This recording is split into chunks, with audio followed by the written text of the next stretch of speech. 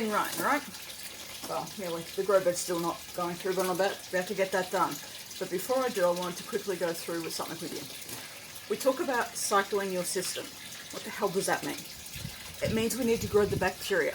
So this is the point where, you know how I've been saying that aquaponics is an ecosystem? So we're needing to get bacteria within our system. We're talking about good bacteria here. Bacteria that will convert all of that fish waste, which is the ammonia, into something that the plants can absorb. So that's the nitrate. But in between there's another one. There's nitrite. So we need to get that happening. We need to get the bacteria into our system so that that conversion can happen. It's called the nitrification process, or the nitrogen cycle, or the nitrifying cycle. So many different phrases, okay? But basically it's getting bacteria in our system so that we can have the fish waste, which is the ammonia, which comes from their gills and their urine. The solid waste gets caught in our solid waste separator, and we remove that. We can do lots of different things with that. But it's the ammonia that we're really after. We convert it from ammonia into the nitrite with one bacteria, and then the second bacteria converts the nitrite into nitrate. And it's the nitrates that the plants absorb as their fertilizer. In this type of system, our grow bed media, all of this expanded clay, that's our main filter. That's where all the bacteria lives. Now remember, I'm just going to pull you over.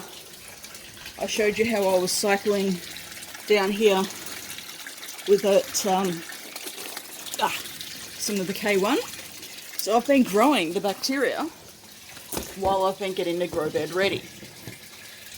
So that means I don't have to wait. But normally we would have to actually wait to get that happening. So what do? We don't want to put fish into the system. Now that's what people do. It's what you don't want to do. You pop your fish in, and then you get this cycle happening. You're going to get huge spikes, okay? But we'll get to that in a sec. So if we're not using fish, what do? We add some type of ammonia. Everyone has a different opinion on what to use. I use the organic, it's Australian one, it's Charlie Carp, because carp here is a pest, and this is a one way of helping the environment in Australia, because they really destroy our native fish stocks. So by adding this Charlie Carp, which is mashed up fish basically, with some seaweed mixed in, it simulates the ammonia process. So we pop that in, and we get ammonia. And ammonia is what the first bacteria consumes. It uses it, it actually eats it. We say convert, but it actually eats that, and it changes it from the ammonia into nitrite. That's the first bacteria.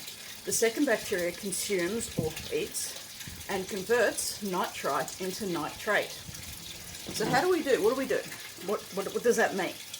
Well, we can go into that a little bit later, but that is important. And it's important that you test it and you know what you're doing. So having an actual test kit, and this one has both not both, but has ammonia, nitrite and nitrate test kits, as well as pH. And that is really important because we also need to be checking the pH regularly. People don't realise that the pH will naturally drop as the bacteria converts from ammonia to nitrite to nitrate. While that nitrification process is happening, your pH will drop. If it gets too low, your fish will die. So we need to keep it elevated. And how do we do that? We do that with a different test kit. This is carbonate hardness and general hardness. The KH is the carbonate hardness, and the GH is general hardness. The carbonate hardness is the buffer. It keeps your pH at a consistent level. But remember, it will start to get used up. You can't add it and then leave it, okay? As the nitrification process happens and the pH starts to want to adjust, that will start using that carbonate hardness that you've got in there, and eventually it will also start to drop. So you need to alter that as well. Finally, the other main thing that your plants will need that you can't get out of your normal fish food is iron. So this is a DTPA, I can't remember what all that means, but it's chelated iron. Okay, so no, you can't just pop a handful of rusty nails into your system. That's an oxidized process. You need to make sure that you're actually using one that the plants can absorb. Okay, so there's a couple of different types. This particular one works well with pH between 6 and 7.5. And we know that what the iron, because we have the test kit, which I think you can see there. Test kit, yeah. So these are the things that you're needing to test for. So we know that we have ammonia in the system because it'll come up and show us. And we pop that next to the ammonia, which is that middle one here, and we can see we have ammonia, so equivalent to fish waste. Awesome. And by the way, that is at a toxic level for fish. This is why we do not cycle a system with fish in it. To identify if the first bacteria is present, we test for nitrite. So if there's nitrite present, we know that that bacteria is starting to grow. And we can see it is a very deep purple. See, toxic for fish. At this point, some people who have fish will add salt to their system. Please don't do that. It will, once salt is in your system, it stays in your system. You have to do water exchanges to get it out. Okay, and running constant salt through your system, any disease that people are worried about, just gets used to the salt. So we'll discuss that another time. But anyway, adding salt when you have nitrite present does help prevent, help them be able to breathe a bit better if you have fish. But we don't want this in the system when there's fish in there.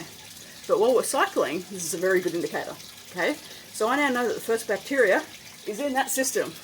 Seriously, that is all I thought I was going to get today, and I thought that I was going to get a really weak level. So Candy was jumping up and down, and I've been singing, I'm so excited, seriously, all day. Okay, because I now know that I have the second bacteria present, and it's showing down at extreme levels. So this has just had me totally excited, and there's a reason for it. It's been a week, and I have not finished cycling. I might have both bacteria present, but it has not finished. But the fact that I've got both bacteria is awesome. Now the reason I do, two reasons. One, in the sump, I've been growing it, and where does the bacteria even come from? Nature. Okay, I will list down what the names are. They're Latin and I always get them confused. That's the problem with being dyslexic. But just in nature, in the air, the bacteria is present. I have gardens everywhere around here. Well, not you can see, but I do. So they're present. Anyway, so it's going to happen. Cycling your system can generally take anywhere between 3 weeks and 3 months. It depends your location and the weather.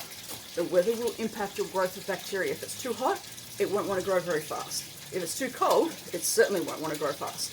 So you want to make sure that you're aware of your location to know what's happening. So that's one reason I've been growing it in the sump, in those K1 little thingies. The other thing is, a few days ago, I decided I was cleaning out my turtle tank inside, and I went, yeah, I'll just run my filter through that K1. I'll just, add it all into a bucket and just filter it through for 12 hours.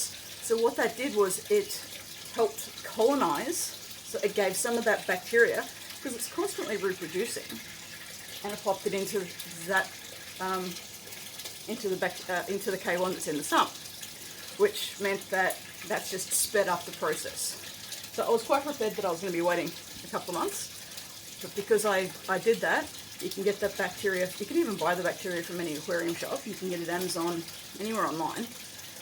But as I said, I've got a heap of aquariums inside, so I just played around with the filter a bit. That's great. So what I'm going to do now, take the overflow that's going to let the water go out of the grow bed, and put the other pipe in, so it's going to have the whole holes in it, so the water will actually flow out of the grow bed. Turn that top valve on, and have the water going from the fish tank into the grow bed, into the sump, and just have it cycling through. And what that means is that all of my media in the grow bed will start to get that bacteria in it, and it will just continue to reproduce because I still have ammonia in there. So you need the constant food source to make sure that you keep feeding that bacteria so it continues to grow, which is why we have the fish in our aquaponics system producing constant ammonia, which is then constantly converted into nitrite, constantly converted into nitrate, and the plants are then absorbing that. So your test kits should come up showing no ammonia because it's been converted immediately, no nitrite because it's been converted immediately, and trace amounts. And when I say trace, I mean the lower readings of the 40 to 40 to 80 parts per million is a good value to stick at when it's all growing. Okay, but at the moment we certainly don't want to put fish in there because they will die with what those values are. Because of that spike, that's why we do a fishless cycle. As I said, these, I always smash these accidentally, I always drop them. Because of these values, that would kill my fish. So there's no way I'm putting fish in there until that is the normal colour of the test kit, and that is the normal colour of the test kit, and that is about that level. Okay? Now, if you have questions, because I know I've covered a lot of information here, and I haven't gone into too much detail because there's a lot of information, this is just a brief video, ask your questions below. Okay? So the best way for you to learn and to understand is to ask questions. Okay?